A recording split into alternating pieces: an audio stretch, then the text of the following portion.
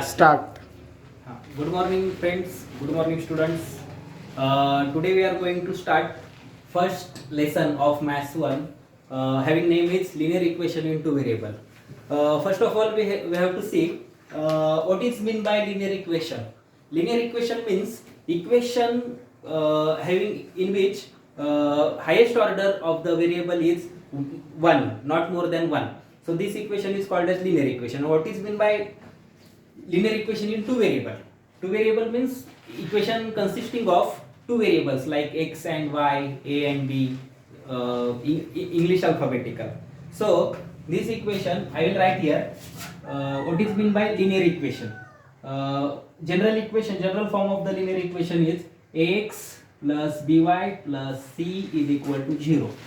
In this equation, a and b are real number, and C and also C are real number. A and B are does not equal to 0, but C may be 0 or does not equal to 0, depend on equation. तर विद्यार्थी मित्रांनो, आता आपण बघूयात जरा याच्यामध्ये काय नेमकं आपल्याला शिकायचं. ह्या लेसन मध्ये काय शिकायचं आहे. Linear equation in two variable हा जो तुमचा 10वीचा जो अल्जेब्राचा फर्स्ट लेसन आहे, ह्या लेसन मध्ये आपल्याला शिकायचं आहे की हे इक्वेशन जे असतात ते इक्वेशन कसे सॉल्व्ह करायचे, how to solve this equations. याच्यामध्ये तुम्हाला दोन इक्वेशन्स दिले जातील ज्याच्यामध्ये तुम्हाला ते इक्वेशन सॉल्व्ह करायचे आहेत. जेव्हा इक्वेशन सॉल्व्ह करायचे असतात तेव्हा नेमकं काय करायचं असतं, तर तेव्हा तुम्हाला त्यातल्या व्हेरिएबलच्या व्हॅल्यूज काढायचे असतात. तुम्हाला एक्झाम मध्ये क्वेश्चन येतो की सॉल्व्ह दिस इक्वेशन, आणि दोन इक्वेशन तुम्हाला दिले जातात. But at that time you have to solve this equation. So exactly what is mean by how to solve this equation? आपल्याला सॉल्व्ह करून नेमकं काय फाइंड आउट करायचं त्याच्यामधून आपल्याला त्या व्हेरिएबलच्या व्हॅल्यूज काढायचे असतात. एक्स आणि वाय तुम्हाला जे काही व्हेरिएबल भेटेल, एक्स भेटेल, वाय भेटेल, ए भेटेल, बी भेटेल, जे काही इंग्लिश अल्फाबेटिकल्स असतील त्याच्या तुम्हाला व्हॅल्यूज फाइंड आउट करायचे. तर आता आपण इथे काही एक्झाम्पल्स घेऊ. पहिल्यांदा त्याच्यामध्ये तुम्हाला कधी कधी एक मार्क्सला असा एक क्वेश्चन येतो की एक तुम्हाला इक्वेशन्स दिले जातील, त्या इक्वेशन्स पैकी कोणते इक्वेशन्स लिनियर इक्वेशन्स आहेत, linear equation in two variable आहेत. तर आपण त्यातले काही एक्झाम्पल्स बघूया. आता फर्स्ट एक्झाम्पल मी पहिल्यांदा एक घेतो की 4m plus 3n is equal to 12. So now tell me, is this equation is linear equation in two variable? Let me check, is this equation is linear equation in two variable or not. So first we will check how many variables are there. There are two variables, m and n. आपल्याला इथे किती English अल्फाबेटिकल्स दिसतात, दोन दिसतात, m आणि n.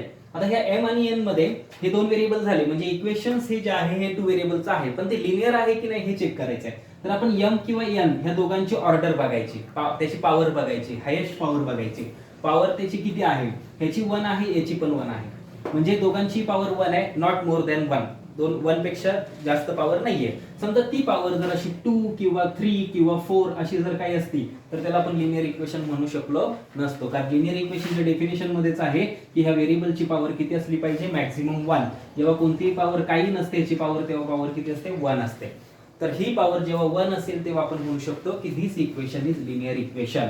And why this is called as linear equation in two variable, because there are two variables in this equation. So that is why we are saying that this equation is linear equation in two variable. So now आता याच्यानंतर आपण अजून काही equations बघू. फक्त तुम्हाला एक याच्यामध्ये चेक करायचं आहे की ती equation linear equation in two variable आहेत की नाही.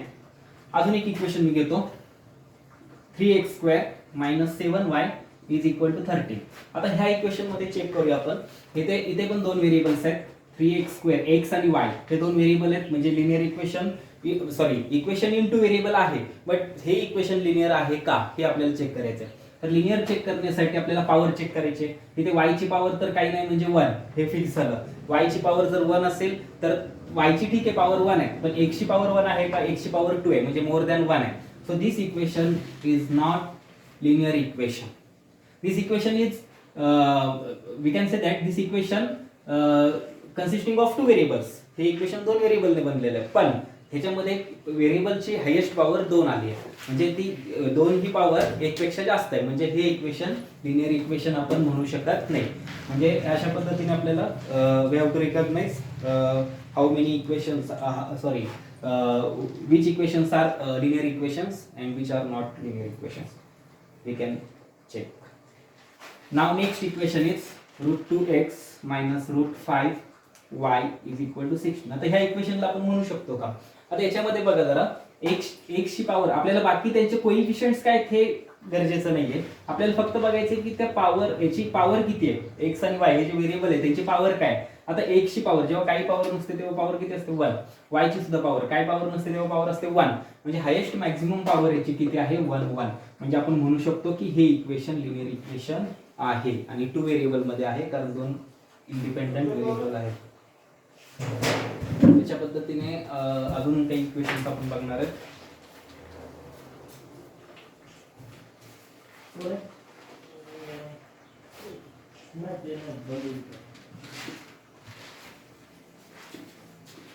हा, आता ह्या इक्वेशनला पण लिनियर इक्वेशन म्हणू शकतो का?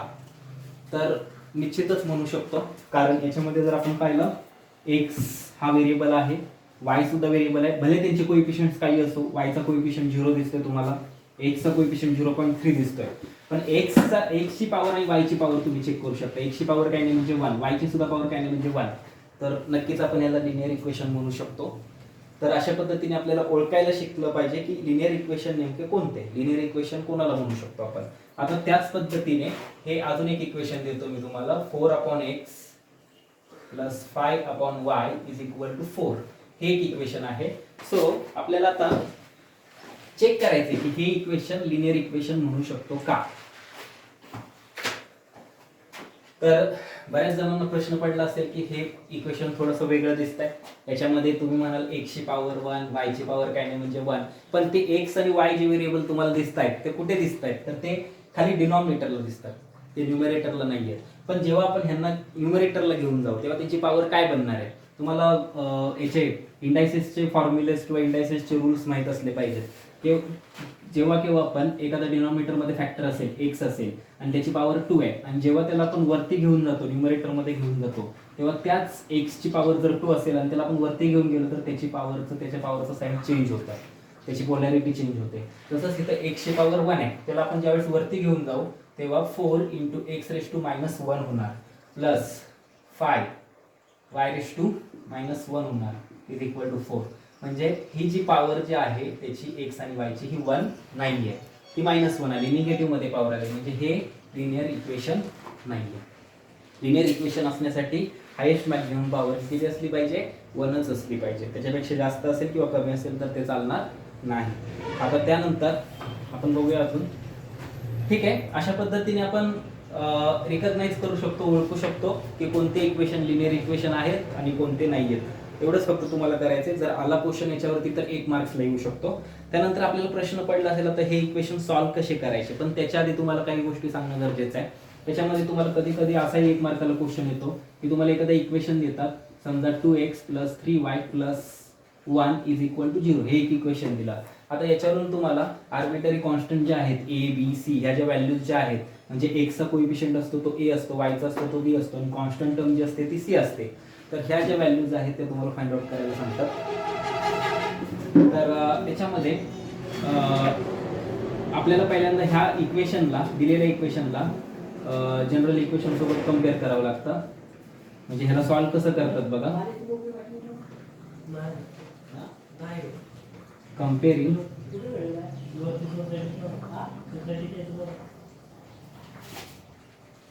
given equation with ax² + by plus c is equal to 0. याच्यासोबत जर तुम्ही कंपेअर केलं तर तुम्हाला याच्यावरून कळतं की इथे ax + by plus c is equal to 0 याच्यासोबत जर कंपेअर केलं, हे जनरल फॉर्म आहे, जनरल इक्वेशन आपण ज्याला म्हणतो लिनियर इक्वेशन इन 2 व्हेरिएबल मध्ये.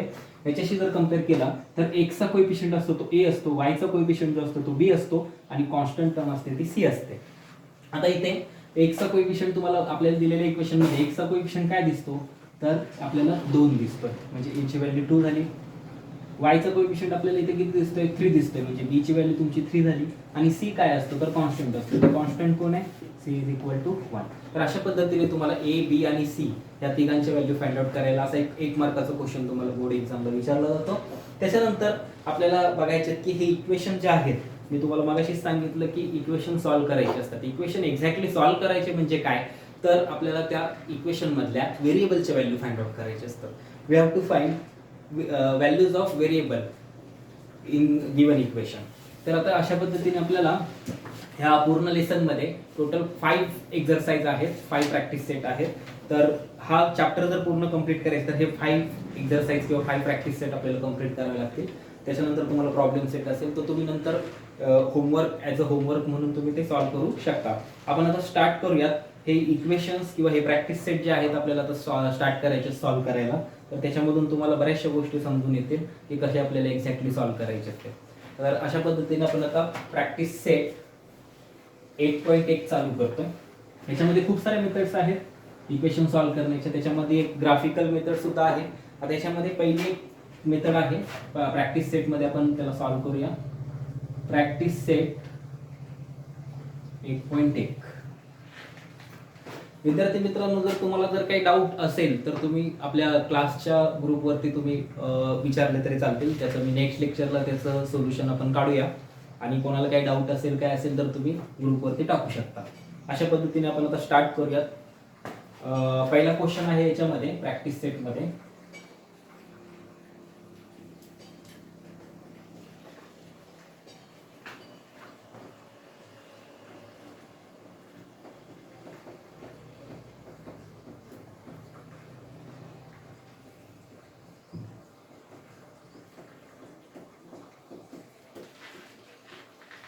एक काम करूयात आपण, एक प्रॅक्टिस सेट स्टार्ट करण्याच्या आधी पहिल्यांदा 1-2 न्यूमेरिकल तुम्हाला मी सॉल्व्ह करून दाखवतो, म्हणजे प्रॅक्टिस सेट तुम्हाला चांगला समजेल.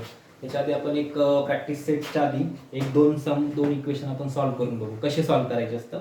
आणि त्याच्यानंतर मग ऍक्टिव्हिटी आहे प्रॅक्टिस सेटमध्ये, ती ऍक्टिव्हिटी आपण सॉल्व्ह करू. पहिल्यांदा मी 2 इक्वेशन घेतो. क्वेश्चन असा आहे, सॉल्व्ह द फॉलोविंग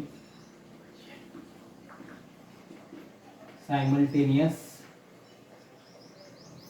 इक्वेशन्स. तुम्हाला 2 इक्वेशन दिले जातील आणि ते 2 इक्वेशन सॉल्व्ह करा असं म्हणतील ते. तर बघा क्वेश्चन कसा येतो, 5x - 3y = 8 आणि 3x + y = 2. हे असे 2 इक्वेशन्स आहेत. तर याच्यामध्ये तुम्हाला सॉल्व्ह करायला सांगतात हे इक्वेशन. तर कसं सॉल्व्ह करायचं, सॉल्व्ह करताना एक काळजी घ्यायची आहे तुम्हाला. इथे फक्त पहिल्यांदा कोएफिशियंट्स तुम्हाला ओळखता आले पाहिजेत. How to recognise, how to find coefficients of given variables in given equations. पहिल्यांदा पहिले इक्वेशन जे तुम्हाला दिसतंय, first equation 5x - 3y = 8. So in this equation what is the variable of x and what is the variable of y, which term is constant term. तुम्हाला जेव्हा हे कळतं की तुमच्या इथे x चा कोएफिशियंट काय, y चा कोएफिशियंट काय दोन्ही इक्वेशन मध्ये, हे जेव्हा तुम्हाला कळणार तेव्हा त्याच्यानंतर तुम्ही ते इक्वेशन सॉल्व्ह करू शकता. तर तुम्ही फर्स्ट इक्वेशन जर घेतलं तर पहिले इक्वेशन तुम्हाला दिसतंय 5x - 3y = 8 आणि सेकंड इक्वेशन तुम्हाला दिसतंय 3x + y = 2. तर सगळ्यात आधी आपण एक काम करून घ्यायचं, हे जे दिलेले इक्वेशन्स आहेत त्याला नंबर टाकून द्यायचे. पहिले इक्वेशन आहे 5x - 3y = 8, that is equation number 1.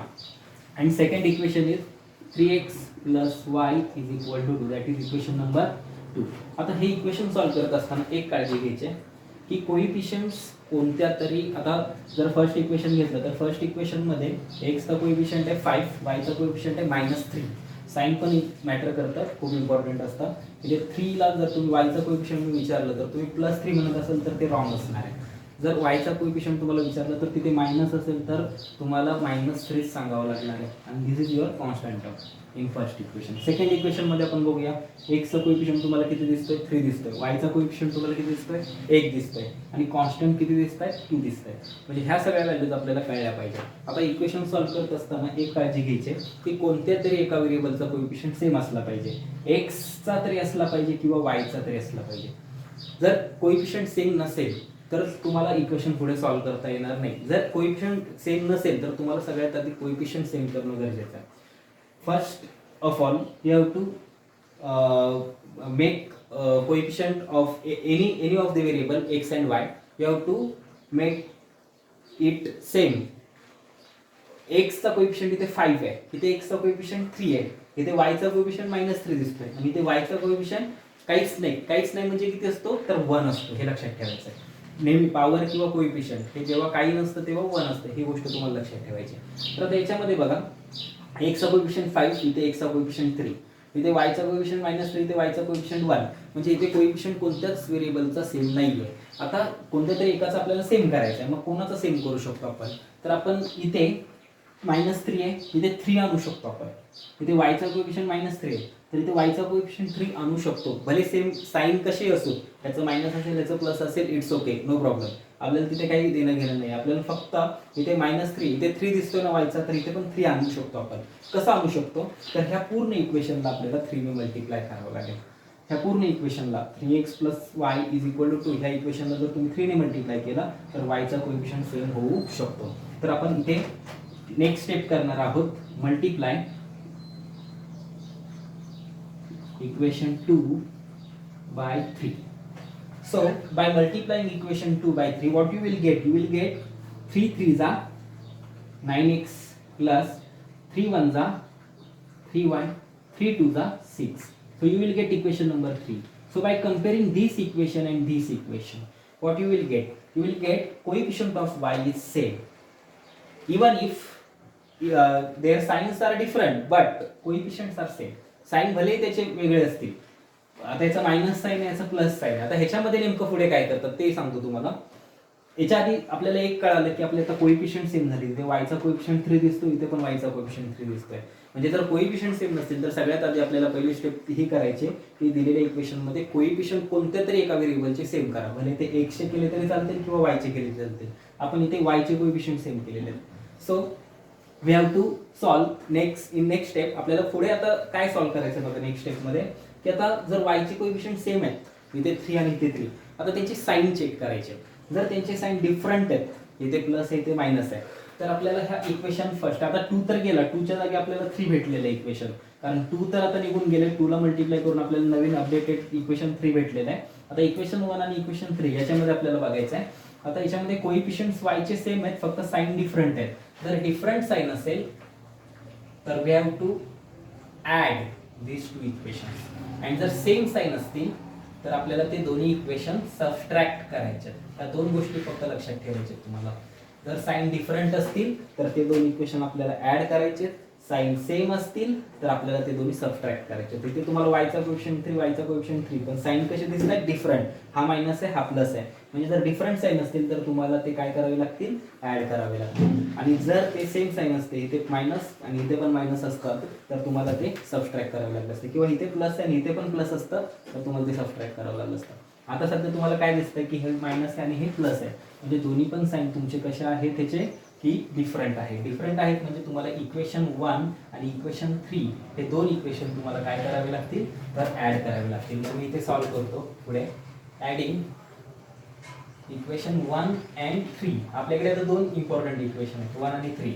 2 तर गेलाच, कारण 2 च्या जागी अपडेटेड कोणतं आलं? इक्वेशन 3 आलं. तर आता 1 आणि 3 याच्याकडे नीट बघायचं, दोघांना ऍड करायचं. म्हणजे आपल्याला आहे तसं लिहावं लागेल. 5x - 3y = 8. आणि थर्ड इक्वेशन आहे 9x + 3y = 6. आता ऍड करताना काहीच करायचं नाही, सिंपली ऍड करायचं आपल्याला. 9 + 5 14x. आता इथे +3y आणि -3y हे दोघं काय होतात? कॅन्सल होतात. आता हे कॅन्सल झाल्याच्या नंतर 0 राहिले, काहीच नाही राहिले. 8 + 6 किती राहिले? 14 राहिले. हे दोघं तर कॅन्सल झाले. 9 + 5 किती झाले? 14x झाले. हे दोघं कॅन्सल झाले. 8 + 6 झाले 14. आता इकडे 14x ला मल्टिप्लाय, तिकडे गेल्यावर ते 14 ला काय होणार आहे? तर डिवाइड होणार आहे. And what you will gate? x ची व्हॅल्यू तुम्हाला भेटणार आहे 1. आता हीच x ची व्हॅल्यू तुम्हाला कोणत्या तरी इक्वेशन 1 मध्ये पुट करा. आयदर इक्वेशन 1, इक्वेशन 2 और इक्वेशन 3. कोणत्याही इक्वेशन मध्ये तुम्ही पुट केली, you will gate value of y. So like that or in this way you can calculate values of variable. So we will put this value in equation 1, 2 or 3. So here we will put x is equal to 1 in equation 1. So what you will get? 5 into x च्या जागी आपण 1 put करतोय, -3 into y is equal to 8. 5 1 जा 5 minus 3y is equal to 8. Then